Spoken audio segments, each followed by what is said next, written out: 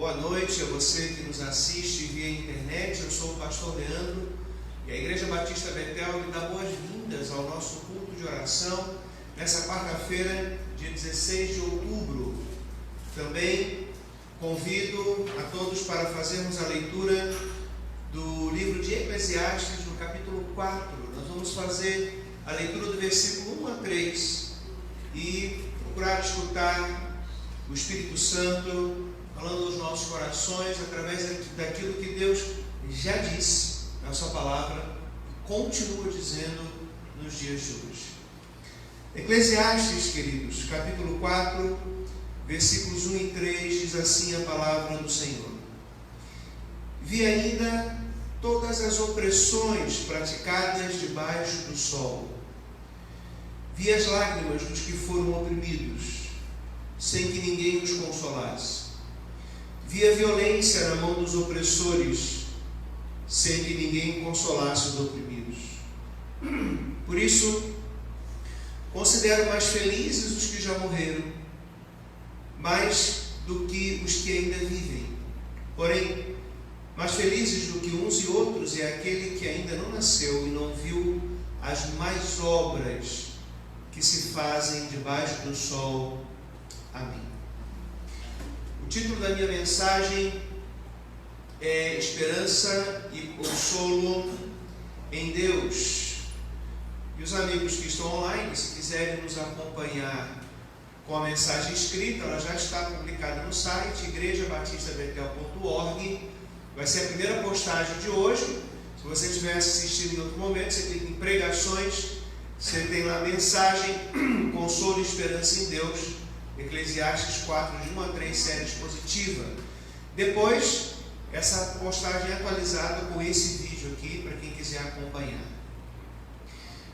Queridos, esse texto parece um pouco desolador, porque fala de opressões, fala de ninguém que consola, e de que ninguém, portanto, é consolado também. E parece que a morte chega a ser mais interessante do que a vida. Parece que Salomão está olhando ali o cenário de muitas pessoas oprimidas e diz que era melhor nem ter nascido. Amados, a palavra do Senhor, ela desnuda toda a maquiagem que o ser humano tenta colocar sobre a existência. As pessoas, na verdade, no íntimo, muitas, vivem numa situação de desespero e de angústia. E a palavra de Deus, ela não tempera, ela não vai maquiar, ela não vai passar uma base para poder cobrir imperfeições. O ser humano sempre tenta aparentar estar melhor do que está e se engana achando que vive num mundo melhor do que está também. E nos nossos dias nós temos falado muito sobre opressão, opressores, oprimidos. E de fato, nós temos muitas pessoas oprimidas socialmente, espiritualmente, como tem pessoas oprimidas espiritualmente. E eu digo mais, não apenas aquelas que ainda não conhecem Jesus, mas aquelas que já ouviram falar do Evangelho, que já estiveram na igreja e que em algum momento tiveram o contato com o Evangelho, entretanto não se arrependeram e estão aí no mundo novamente em trevas. Muitos desses são os desigrejados. E os desigrejados, nós temos alguns oprimidos, porque de verdade foram machucados por pastores, por igrejas, por líderes. Mas nós temos também aqueles que entraram na igreja, bateram palma, talvez até serviram no louvor em outra atividade, mas não encontraram o que queriam, portanto saíram. Alguns só queriam uma solução para o seu problema. Alguns só queriam a cura. Alguns só queriam solução de situação financeira. Mas nós temos então pessoas aí que vão projetar em Deus, nos pastores, na igreja, todos os seus pecados e não vão confessar que estavam errados, mas ainda assim estão oprimidas sim, debaixo do seu próprio pecado. Nós temos também pessoas oprimidas emocionalmente. Aí temos falado muito nesses últimos dias sobre depressão e suicídio. E às vezes nós temos pessoas que passam por tudo isso junto ao mesmo tempo. Naturalmente, então, nós precisamos de ter ações que ajudem a sociedade através do Estado, dos indivíduos e, naturalmente, através da igreja também. Dito isso, entretanto, nós temos opressores com uma máscara de bondade e são opressores ainda piores. Porque nós temos opressores que eles estão oprimindo, mas eles estão com a cara nua, mostrando a que vieram, o que querem fazer, e estão de fato prejudicando as pessoas. Mas há pessoas que estão propondo ajuda aos pobres, estão, entre aspas, num neologismo aqui, desoprimindo as pessoas, mas na verdade estão apenas buscando seus próprios interesses e oprimindo cada vez mais e mais. Seja como for, a opressão, claro ou disfarçada, sempre é uma condição terrível para a experiência humana. Precisamente por isso que Salomão chegou a dizer que não apenas os que morreram estão mais felizes, né? Mas também aqueles que não nasceram e nem sequer viram as obras mais, porque os mortos já descansaram, mas eles viram obras mais, eles passaram por opressões, eles passaram por problemas. Os que não nasceram sequer experimentaram isso. No mundo decaído no pecado, que Salomão chama o mundo debaixo do sol, e vir a essa terra naturalmente vai ser experimentar problemas e aflições. E o ser humano ele não foi criado para isso. E naturalmente então ele se oprime quando todos os problemas pesam sobre a sua alma. E aí parece então que a morte é uma solução melhor. Essa comparação de Salomão nos mostra o tamanho, a profundidade e a intensidade nefasta do pecado sobre a vida do ser humano, inclusive as suas implicações sociais. Nós temos o pecado latente no coração do ser humano, e o ser humano está apenas não oprimindo o seu próximo, mas muitas vezes também querendo tirar vantagem de Deus, ofender a Deus, sem limites, sempre querendo tirar vantagens. E nós temos pessoas vivendo de maneira deflagrada a rebeldia contra Deus. E isso tem naturalmente prejudicado aqueles que estão convivendo com eles. Por exemplo, se você trabalha em um lugar onde muitas pessoas não são cristãs e elas estão mais corrompidas pelo pecado do que outras pessoas, você vai viver num ambiente difícil. Você pode ser luz, isso tudo pode ser muito verdadeiro, mas você vai experimentar esse tipo de situação. Queridos, a opressão, ela chegou hoje a patamares tão altos que nós temos cada vez mais casos de suicídio, não mais entre idosos e adultos, vem descendo jovens, adolescentes e crianças também. Eu estava lendo uma matéria de que no Japão o suicídio entre crianças e adolescentes atinge maior número em 3 décadas. E alarma as autoridades. Virou um caso de governo resolver essa situação. E ainda é a principal causa de morte entre os jovens. Os motivos normalmente são o excesso de pressão ou a opressão. Pais que cobram cada vez mais perfeição dos filhos, um desempenho quase inimaginável nos estudos e no trabalho, bullying e uma série de outras coisas. E nessa reportagem, um especialista em saúde mental da Unicamp, chamado Neuri Bottega, diz que o cérebro do adolescente ele não está preparado para passar por isso. Ele tem mais imediatismo e impulsos. O sistema de checagem e equilíbrio das emoções precisa ser construído como parte de um projeto cultural e social. E aí a pergunta que eu faço para você e para mim é: qual a sociedade que está interessada nisso? Se nem no Japão, que eles são conhecidos por toda a sua disciplina, etc. Qual a sociedade que está interessada em falar, não, nós precisamos oferecer uma vida melhor aos nossos adolescentes, jovens e crianças? Isso já foi algum dia, talvez. Hoje não mais.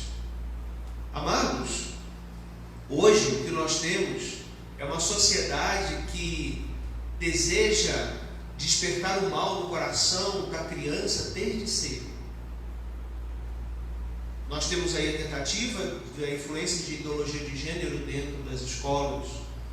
Nós temos adolescentes já sendo estimulados a fazerem cirurgias de mudança de sexo, sem o consentimento dos pais. Nós temos aí jovens que desde cedo têm que entrar numa torrente de uma vida sexual, sob pena de não ter vida social. E nós temos visto crianças, adolescentes e jovens sofrendo cada vez mais abuso sexual e de drogas. Dentre outras, essas são muitas das obras mais. Salomão acha melhor nem ter visto e nem ter presenciado. Obras mais, tudo aquilo que o coração humano é capaz de fazer. Às vezes, quando a gente pensa em opressão, sobretudo no contexto do Antigo Testamento, e quando a gente fala do rei, a gente pode pensar que é uma opressão militar, é um inimigo, uma outra nação, essa opressão é de guerra. Mas, amados, nós precisamos pensar em opressão, em todo tipo de experiência devastadora sobre a alma humana. E é o que o mundo quer fazer, cada vez mais machucar. É o que Satanás quer fazer, cada vez mais ferir. Então, por exemplo, a nossa sociedade, ao invés de ela fornecer uma estrutura para as pessoas crescerem de forma saudável, ela todo o tempo está fazendo cobranças injustas e impossíveis. Por exemplo, as pessoas devem ter um corpo perfeito, mas ao mesmo tempo devem consumir todos os novos lanches do McDonald's e do Burger King. As pessoas devem ser ricas, mas elas simplesmente não conseguem poupar e investir, porque precisam comprar de novo o novo lançamento, o grill do não sei o que, do Shoptime. Nada contra o Shoptime, nem o McDonald's, nem o Burger King, se for usado com equilíbrio. E ela deve ser rica, mas ela nunca consegue trabalhar com o seu dinheiro. E ela deve comprar cada vez mais, e muitas vezes até para impressionar pessoas que ela nem gosta, por pura inveja. Inclusive, na continuação do texto, que nós vamos trabalhar na semana que vem, Salomão fala isso, da inveja das pessoas. As pessoas devem ser sociáveis, mas elas são cada vez mais ensinadas a odiarem. A internet está cheia disso. Elas devem ser populares na internet, mas são advertidas que passar muito tempo online é prejudicial para a saúde e para o uso do tempo. E ninguém consegue equilibrar isso de maneira saudável, a não ser com muito esforço muita luta. Porque a internet traz coisas boas e ruins ao mesmo tempo. Sempre. As pessoas devem ter uma saúde perfeita, mas os maus hábitos são sempre encorajados. As pessoas hoje em dia não fumam mais porque é feio, mas elas consomem narguilé ou narguilé, seja lá o nome que for, que é muito mais tóxico do que um cigarro. E assim o mundo cobra uma coisa com crueldade. Existe um livro chamado A Ditadura da Beleza, do Augusto Cury. Eu não li ainda, mas minha esposa já leu e comentou comigo. E o Augusto Cury trata justamente isso, que existe uma imposição de que as mulheres sejam constantemente belas, o que muitas vezes é impossível. As mulheres hoje estão trabalhando cada vez mais fora, não tem como ficar o dia inteiro na academia se cuidando. E existe também o fator tempo para homens e mulheres, nós vamos envelhecer, né? A pele não vai ser sempre um pêssego. Chegarão os dias do maracujá murcho para homens e mulheres. Mas a sociedade impõe que não. Ou seja, a qualquer custo, não interessa, você tem que dar um jeito. As opressões hoje elas são muito veladas e elas são muito infiltradas em forma de ideologias, cobranças, idealizações impossíveis. E isso tudo oprime as pessoas. Não é à toa que muitas pessoas têm entrado em depressão e têm também tirado a sua própria vida. O suicídio tem sido um tema cada vez mais recorrente e as pessoas não divulgam todos os números, tem sido cada vez mais crescente. Existem pessoas que entram em depressão por motivos legítimos, orgânicos, pode acontecer com qualquer um, mas no nível que acontece hoje, realmente nós nunca tivemos uma opressão tão grande na nossa sociedade. E assim, meus amados, a sociedade constrói uma estrutura totalmente diferente da qual ela deveria construir para as pessoas viverem. Ao invés de oferecer, como foi dito pelo estudioso da Unicamp, ao invés de oferecer uma estrutura de ajuda e acolhimento, oferece uma estrutura de opressão. E muitos anos antes, a palavra de Deus já estava nos revelando isso, inspirando Salomão a escrever esse texto. E as pessoas não leem. E aí nós temos um nível ainda pior. Aqueles que não conhecem a Deus, quando começam a colher o resultado de todos os seus atos malignos, quando começam a receber a consequência do seu pecado, eles culpam a Deus e transferem tudo a Deus. E dizem que Deus é culpado. E não é à toa que o livro de Apocalipse diz que no final dos tempos, quando as pessoas receberem o justo juízo divino, vão blasfemar contra Deus, porque não suportarão o peso das consequências. Apocalipse 16:9 diz: as pessoas se queimaram com intenso calor e blasfemaram contra o nome de Deus, que tem autoridade sobre estes flagelos. Porém, não se arrependeram para dar glória a Deus. A opressão, precisamente, ela é fruto do pecado do nosso coração. Todos esses exemplos que eu citei e tudo que falamos servem para não nos deixar esquecer que as lágrimas e dores vividas nessa terra não são culpa de Deus, são culpa do homem. E o reflexo que a gente sente em primeiro lugar do pecado muitas vezes é em nós mesmos.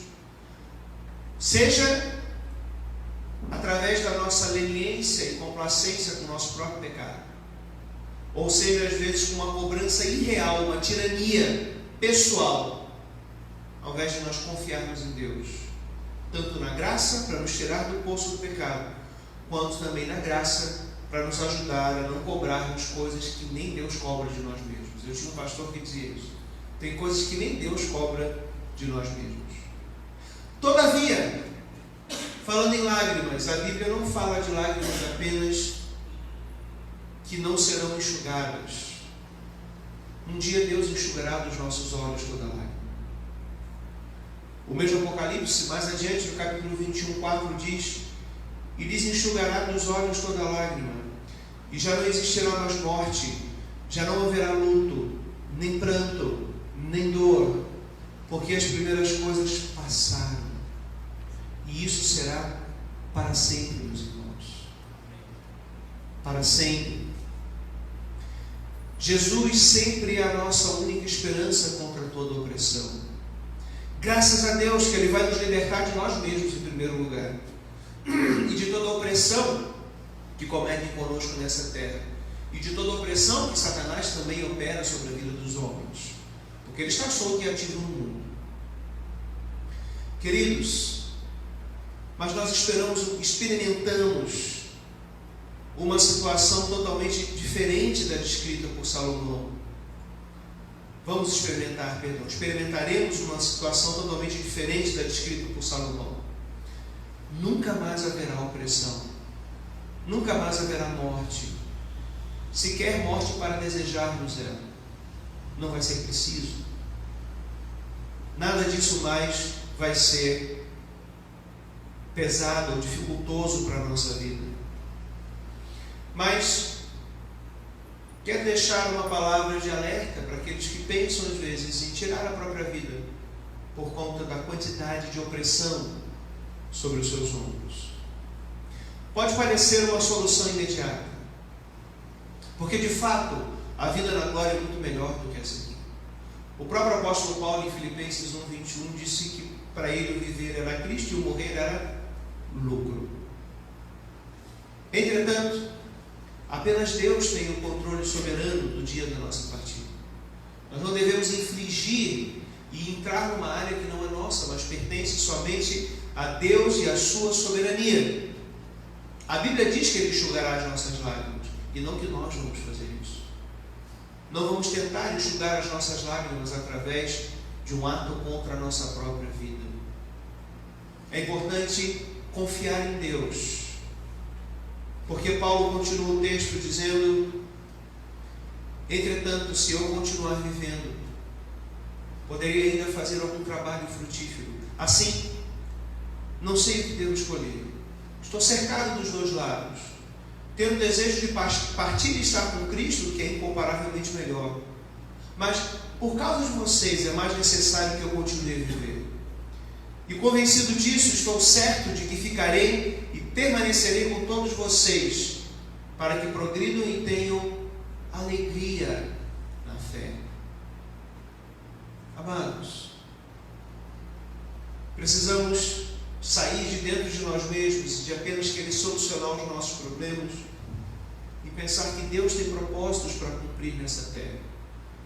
Propósitos dele mesmo, mas Ele vai usar a igreja, Ele vai usar a minha vida e a sua, Ele vai usar as pessoas, o corpo do seu Filho, Ele vai usar aquelas pessoas que Ele chamou, que Ele converteu, que Ele deu uma nova vida. Nós precisamos, portanto, cuidar para não sermos rebeldes querendo partir antes do tempo. É importante nós colocarmos os propósitos de Deus acima de nós mesmos e das nossas próprias dores. Não porque Deus está desatento a isso, mas justamente porque Ele está atento e cuidando de nós. E cumprir os seus propósitos e fazer a sua obra é um excelente foco para tirarmos a visão, às vezes, de autopiedade de nós mesmos. Viver a sua palavra deve ser o propósito da nossa vida. Eu ouvia, algum tempo atrás, uma entrevista dizendo que as pessoas que estavam nos campos de concentração dificilmente se matavam, porque elas estavam lutando por um propósito que era a vida. Quando você e eu estamos lutando por um propósito, dificilmente vamos querer morrer. Mas não vamos escolher os nossos propósitos, e sim os propósitos da palavra de Deus, que foram revelados, são iluminados para nós hoje, como a boa, perfeita e agradável vontade do Senhor. Não vamos fraquejar, porque aquele que nos guarda não dorme. E hoje nós vivemos aí sim, agora no presente, uma situação totalmente diferente do que Salomão disse, porque Deus continuou a sua obra, a revelação progressivamente nos trouxe mais de Deus. E aqui Salomão diz que não há ninguém que console. Mas abra comigo em João capítulo 14.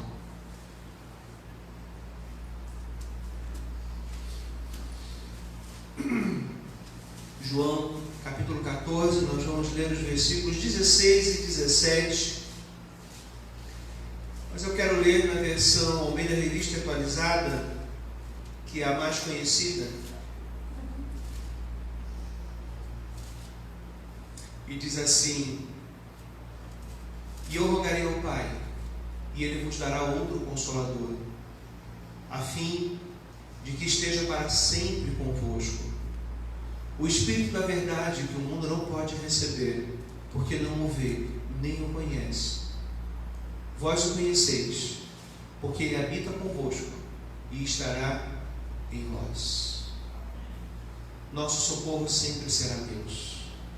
A terceira pessoa da Trindade, o Espírito Santo, é o ponto de contato que nós temos com o nosso Deus que nos redimiu. E Ele veio com um propósito de nos consolar, de nos manter firmes para cumprirmos os propósitos de Deus, perseverarmos na palavra de Deus, fazermos a obra do Senhor e lutarmos para estar vivos até o dia que Deus nos chamar. Concluindo, meus amados, a esperança não é somente para o céu. Você não precisa morrer para encontrar Deus e Ele aliviar o seu coração. A esperança é aqui, agora. O Espírito Santo está presente na sua vida e para sempre. E Ele não está voando. Eu acho estranho quando algumas pessoas começam os cultos e dizem: vem Espírito Santo. Mas Ele não está já. no nosso coração. Ele já não habita em nós. Talvez podemos orar, manifeste-se em nós, Espírito Santo, nos dando alegria, gozo, regozijo para cultuar. A esperança começa aqui na terra, assim como a vida eterna, e é para sempre, assim como a vida eterna. Salomão não viu ninguém para consolar, mas Jesus gritou: está consumado, e o Espírito foi enviado, e ninguém mais nos consolará como é preciso, senão Deus. Tiago 4,8 diz: chegue perto de Deus, e Ele se chegará a vocês. Limpe as mãos, pecadores, e vocês que são indecisos, purifiquem o coração. Vale a pena manter uma vida fiel e limpa, para estarmos perto, cada vez mais, da ação graciosa do nosso Deus e do nosso Consolador. Pela graça isso é possível. Não precisamos ficar indecisos. Podemos firmar o nosso coração naquilo que está escrito. Amados, esse é o Evangelho de Jesus Cristo. Propósitos de Deus, a graça de Deus e o consolo de Deus.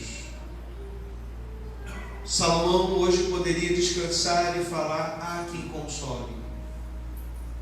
Mas a palavra de Deus nos dá essa mensagem. Porque o Verbo se encarnou e esteve entre nós.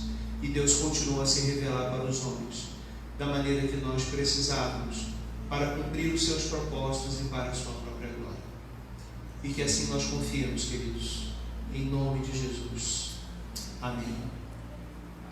Você que nos acompanhou, nós queremos dizer que é sempre uma alegria poder receber a sua companhia. Você, acessando o site, no cantinho tem o logotipo do YouTube, você pode entrar lá e sempre também acompanhar as mensagens que são colocadas lá. Aproveite e inscreva-se no canal, ative o sininho, esse negócio todo aí, para que você seja notificado quando entrar uma nova pregação. Deus abençoe você e sua vida, em nome de Jesus. Amém.